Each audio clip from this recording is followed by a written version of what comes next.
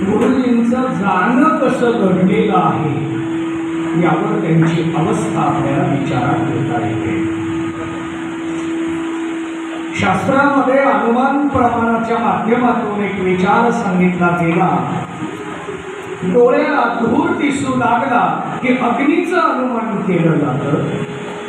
तसं क्रिया, कृती, आचरण, ज्ञान हे जर दिसायला लागलं तर त्यांच्या अवस्थेचा विचार आपल्याला पाहता येतो. आज एकादशीचा दिवस आहे आणि वर्षभरामध्ये 24 एकादशी आहे. त्या 24 एकादशीला प्रत्येक एकादशीला एक एक नाव आहे. आजच्या एकादशीला निर्जला एकादशी असं म्हटलं जातं. आजची एकादशी कशी साजरी करावी हे फक्त ऐका, कृती आणू नका लगेच. आजची एकादशी ही निर्जला एकादशी आहे.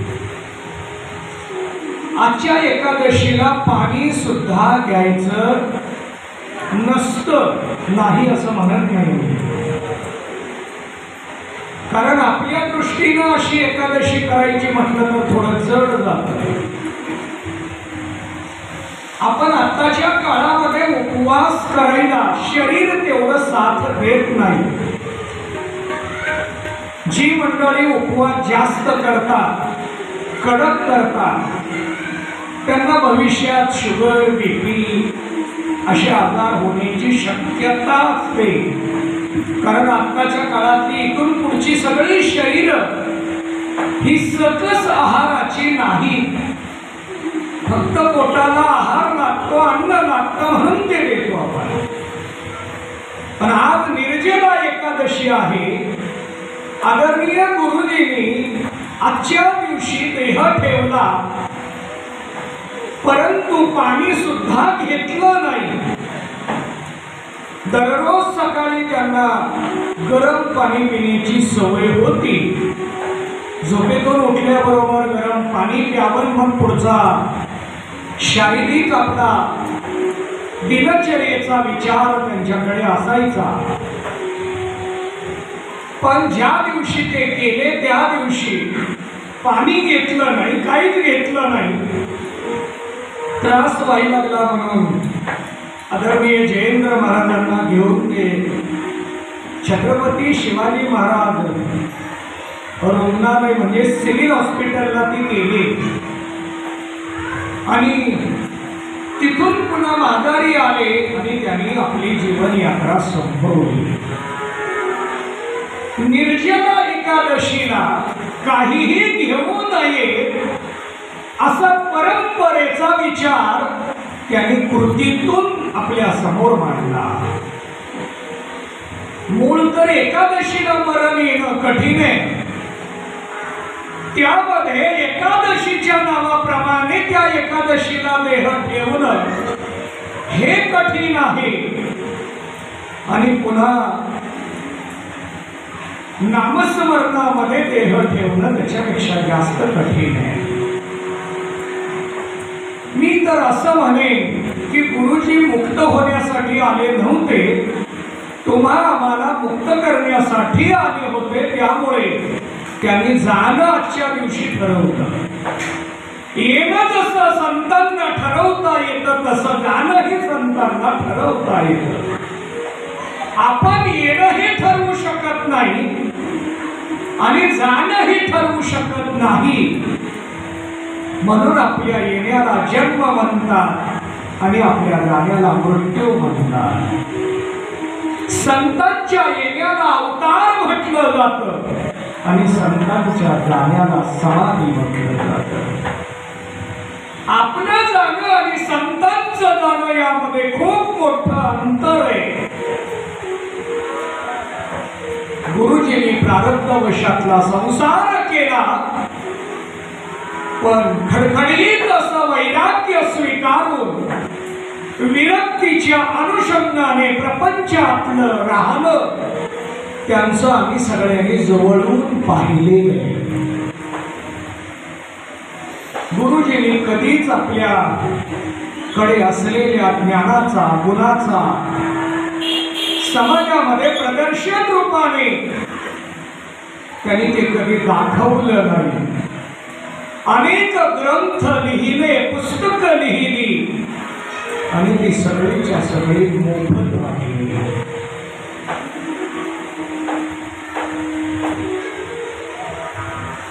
गुरुजींनी खऱ्या अर्थानं इथं येऊन तुम्हा आम्हाला मुक्त करण्यासाठी त्यांनी जे कार्य केलं त्या उपकारातून आपण उतराई होऊ शकत नाही. महाराजांच्या प्रमाणाच्या आधाराने विचार करायचा झाला तर काय द्यावे त्यासी भावे उतराई, ठेवीत हा पायी जीवत होता. जीव जरी अर्पण केला तरी आपण त्यांच्या उपकारातून उतराई होऊ शकत नाही. सोलापूरमध्ये जेवढे ज्ञान सांगणारी मंडळी, प्रक्रिया ग्रंथ सांगणारी मंडळी आहेत, हे सगळेच्या सगळे सद्गुरू शिवानंद स्वामी महाराजांच्या वटवृक्षाच्या फांद्याच आहेत असं आपल्याला पाहायला मिळेल. असा आदरणीय आपांच्या विषयी त्यांचा निश्चित भाव होता.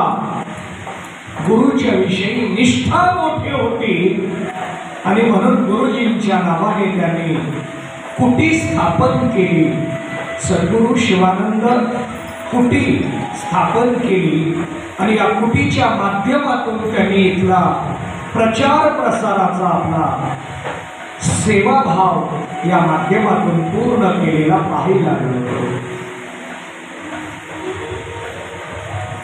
मी गुरुजींच्या सहवासामध्ये 29-30 वर्ष घालवली. पहिली 9 वर्ष फक्त श्रवणासाठी खर्च केली.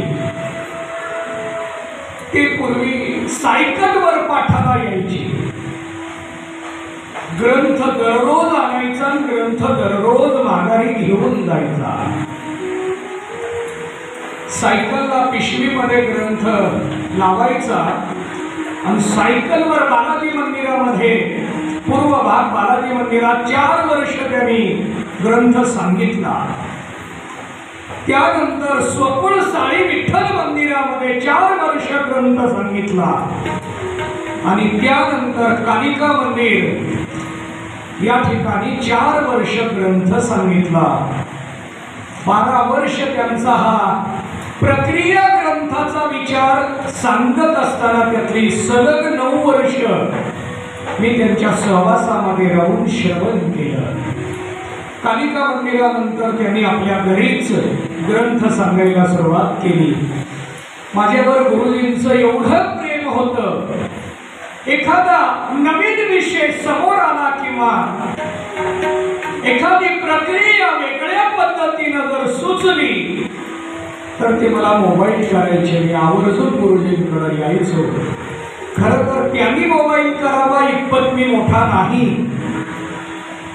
परंतु त्यांचं प्रेम मिळवणे इतपत मी त्यांच्या जवळ गेलो आणि म्हणून त्यांनी मला बोलवावं आणि एखादी प्रक्रिया सांगावी. हरिपाठाचा विचार ते सतत करायचे. त्यांच्याकडं त्यांना एक सवय होती, हरिपाठाचं छोटंसं पुस्तक घ्यावं आणि ते वाचत असताना तिथं जर वेगळा अर्थ सुचला तर पेननं त्या पुस्तकातच लिहिली. पुस्तकामध्ये टिप्पणी काढावी आणि अशा पद्धतीने टिप्पणीची काही कागद सुद्धा मला गुरुजींनी दिली होती. गुरुजींनी नाथ महाराजांचा हरिपाठ, ज्ञानोबारायांचा हरिपाठ कंठस्थ केला. हे पाठांतराच्या दृष्टीने मी म्हणणार नाही, पण अर्थाच्या चिंतनाच्या दृष्टीनं त्यांनी तो कंठस्थ केला म्हटलं तरी वावगं ठरणार नाही. कारण मी त्यांच्याकडून 2008 किंवा 9 साली एकनाथ महाराजांच्या हरिपाठाचं, सार्थ हरिपाठाचं पुस्तक घेतलं. मला ते उपलब्ध झालं नाही बाजारामध्ये आणि म्हणून मी त्याचं झेरॉक्स काढून ते माझ्याकडे मी ठेवलेलं आहे. तर त्याच्यावर गुरुजींची टिपणे, प्रत्येक अभंगावर प्रत्येक चरणातील एखादा शब्द त्याला खाली अंडरलाईन करावी, त्याचा अर्थ बाजूला लिहावा. वेगळं काही चिंतन सुचलं की गुरुजींना एवढा आनंद व्हायचा की आपल्यावर ही शास्त्र कृपा होतीये, आपल्याला गुरु कृपा होतीये आणि या उर्मीमध्ये असं काही वेगळं चिंतन ते आपल्या समोर मांडायचे. इहलोकामध्ये देह घेऊन आल्यानंतर इहलोकातला धर्म, नियम, व्यवहार हे सगळं पाळावं लागतं. या लोकात राहून या लोकांपेक्षा वेगळं राहता येत नाही. नवे नवे एखादी व्यक्ती राहू लागली तरी जग राहू देत नाही. आपल्याच चौकटीमध्ये आणण्याचा प्रयत्न करतात. आणि म्हणून गुरुजींनी या व्यवहाराला कधी सोडलं नाही, पण व्यवहाराचा कधी स्पर्श केला नाही. संसारामध्ये राहिले, फक्त दिसायला संसारात होते. असोनी संसारी असावे, असोनी नसावे या वृत्तीनं गुरुजींनी संसार पूर्ण केल्याचं हे केवळ सांगणं नाही, आम्ही सर्वांनी जवळून पाहिलेले. गुरुजींनी आपल्या घरात सातत्यानं पारमार्थिक सेवा रुजवण्याचा प्रयत्न केला. आपण स्वतः सुद्धा पारमार्थिक वृत्तीमध्ये स्थिर राहा, इतरांना या मार्गाकडे कसं घेऊन येता येईल हा विचार त्यांच्याकडे सतत असायचा. आम्हाला एका वेळेला गुरुजींनी 94 किंवा 95 साली आळंदीला नेलं. विद्यार्थ्यांना वारकरी शिक्षण संस्था कशी असते ही दाखवावी या विचारामध्ये, कारण आमची निवासी वारकरी शिक्षण संस्था नव्हती. आता ज्या वारकरी शिक्षण संस्था आहे ही मुलं सगळी जी बसलेली दिसतात ही निवासी संस्थेतली. मी 12 वर्ष निवासी वारकरी शिक्षण संस्था चालवली. गुरुजींना खूप आनंद व्हायचा.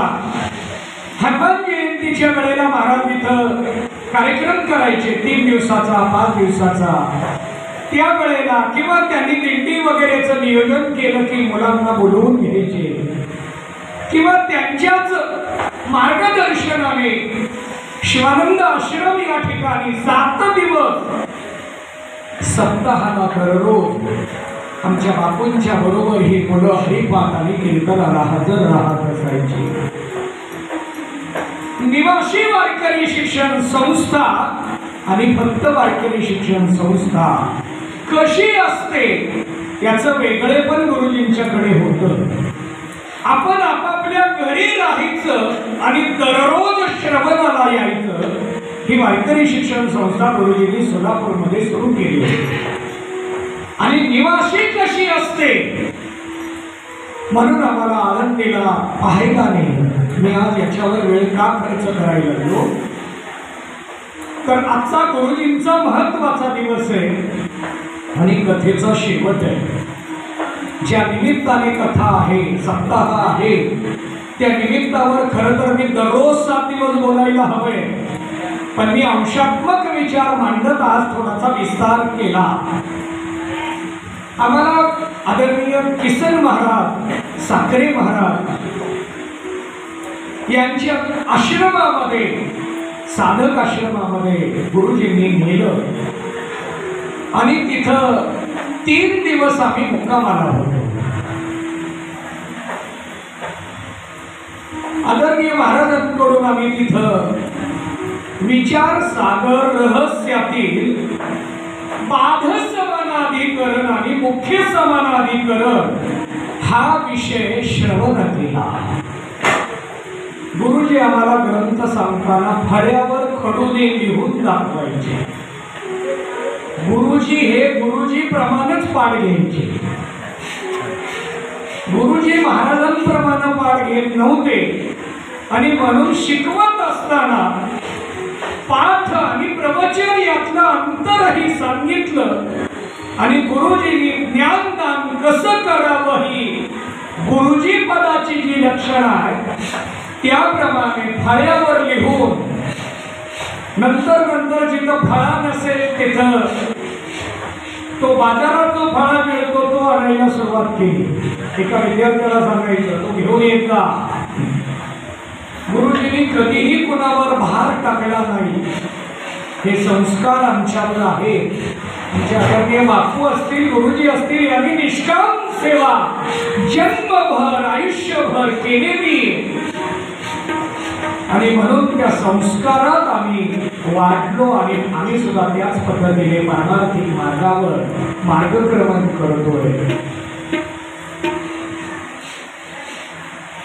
आम्हाला परमपूज्य आदरणीय किसन महाराजांनी फळ्यावर मुख्य समानाधिकरण पटवून दिलं। विचार सागर ग्रंथामध्ये हा विषय प्राधान्याने सांगितला गेलेला आणि हे आम्ही तिथं त्यांच्या मुखातून श्रवण केलं आणि मग आम्हाला गुरुजींनी सांगितलं की वारकरी शिक्षण संस्था अशी असते पण आपण सोलापूरमध्ये जी चालू केली ती श्रवणाला प्राधान्य देऊ। गुरुजींच्याकडे श्रवणाला येणाऱ्यांची संख्या खूप होती आणि प्रत्येक जण पारमार्थिक क्षेत्रामध्ये पाहायला मिळतो आणि अशा गुरुजींनी आपल्या जन्मामध्ये कार्यकालामध्ये पारमार्थाशिवाय दुसरं काही केलं नाही, ज्ञानदानाशिवाय दुसरं काही केलं नाही। शेवटी त्यांना बाहेर कीर्तन प्रवचनाला जाता येत नव्हतं म्हणून त्यांनी वृत्तपत्रातून आठवड्यातून एकदा लेख द्यायला सुरुवात केली। पुन्हा हरिपाठाच्या एका अभंगावर नव्हे एका चरणावर एक लेख असा विचार त्यांनी सुरू केला आणि त्यातून ज्ञानदानच करावं या विचारामध्ये त्यांनी आपला ज्ञानदानाचा सेवेचा भाग पूर्ण करताना आणि जवळून पाहिलं। अशा गुरुजींनी आपला इहलोकातला सेवाभाव इहलोकातली यात्रा ही निर्जला एकादशीच्या दिवशी पूर्ण केली। खरं तर तिथी साधणं हे खूप कठीण असतं परंतु गुरुजींनी मात्र तिथी साधली। एकादशी शब्दाचा अर्थ मी नेहमी सांगतो एक दशा म्हणजे एकादशी। गुरुजींची सुरुवातीला फक्त चिंतनाची ज्ञानाची प्रक्रियेची दशा होती आणि पुढं त्यांची हरिपाठाची नामाची दशा झाली आणि म्हणूनच प्रक्रियेनंतर ज्ञानानंतर भक्तीचा जो विचार संप्रदायानं मांडला तो विचार त्यांच्या प्रथम पुण्यस्मरणाला व्हावा या हेतूनं त्यांनीच प्रेरणा देऊन श्रीमद भागवत कथा करून घेतली असं म्हटलं तरी वावगं ठरणार नाही। आणि म्हणून आपण या कथेमध्ये भगवान श्रीकृष्णाच्या चरित्रा